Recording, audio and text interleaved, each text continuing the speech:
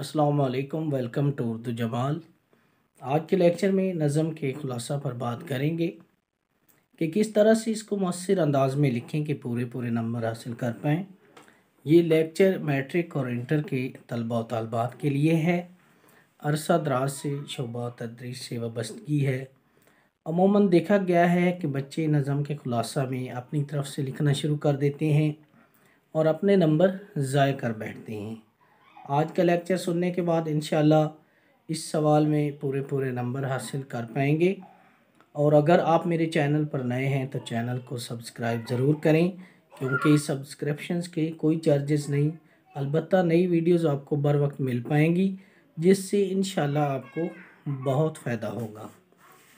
अब ये देखते हैं कि हमारा ये कौन सा सवाल है। इंटर में ये सवाल नंबर 6 है साल दवम में, और इस सवाल के 5 नंबर हैं और इसके लिए हमारे पास 10 मिनट होंगे। अमूमन इस सवाल को बच्चे 5 मिनट में लिख पाते हैं, तो बकिया जो 5 मिनट हैं आप उसमें इस सवाल को डेकोरेट कर सकते हैं और अच्छा बना सकते हैं, ताकि हमारा नंबर जो है कोई ना कटे। तो इसके बाद खुलासा क्या होता है। अमूमन जब बच्चे सवाल लिखना शुरू करते हैं ये, तो खुलासे में फ़र्ज़ करो हम्द का खुलासा है तो अल्लाह ताला की तारीफ़ें लिखना शुरू कर देते हैं, जबकि अल्लाह ताला की तारीफ़ पे किताबें भी लिखी जा सकती हैं। लेकिन बेटा आप लोगों ने टाइम को मलूज़ खातिर रखते हुए सवाल लिखना है और जिस चीज़ की ज़रूरत होगी वो आप लिखेंगे। तो नज़म के अशार का मुख्तसर मगर जामे मफ़हूम, यानी एक नज़म में जितने अशार होंगे उनको तफसील से नहीं लिखेंगे बल्कि मुख्तसर लिखेंगे, मगर उनका मफ़हूम जो है वो जामे हो, जिससे मुम्तहिन को पूरी बात समझ आ जाए। उसके बाद नेक्स्ट पॉइंट है मवाद और म्यार। मवाद और म्यार के यकसा नंबर होते हैं, तो मवाद जितना अच्छा होगा, जितना अच्छा म्यार होगा, उतने अच्छे नंबर हासिल कर पाएंगे। अमूमन क्या होता है कि नज़म के खुलासे में बच्चे जो हैं उसी नज़म से या उसी शायर का कोई और शेर जो है वो ऐड कर देते हैं। ये भी अमूमन ये भी गलत बात है, या बच्चे जो हैं उस नज़म के खुलासे में तफसील यानी अपनी तरफ से लिखना शुरू कर देते हैं, तो ये भी गलत बात है। ऐसा करेंगे तो नंबर कट जाएंगे।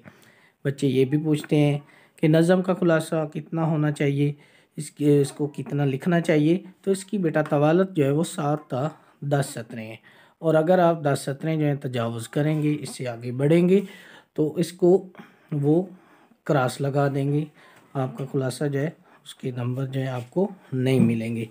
तो यहाँ पे मेरे पास एक प्रेजेंटेशन है, इसको आप देखें। सबसे पहले हम क्या करेंगे, ऊपर सवाल नंबर लिखेंगे। फ़र्ज़ करो हमारे पास ये सवाल नंबर 6 था, तो मैंने लिखा सवाल नंबर 6। उसके बाद नज़म का खुलासा, उसको अंडरलाइन भी कर सकते हैं ताकि और थोड़ा इम्प्रेशन अच्छा हो जाए। उसके बाद नज़म का जो उन्वान है, फ़र्ज़ करो यहाँ पे मैंने तगैर का खुलासा लिखा है, तो तगैर जो है वो लिखेंगे। उसके बाद शायर का नाम, मार्कर से ये सारी चीज़ें लिखने के बाद शायर का नाम जो है एहसान दानिश, इसको कलम से लिखेंगे, बाल पैंट से लिखेंगे।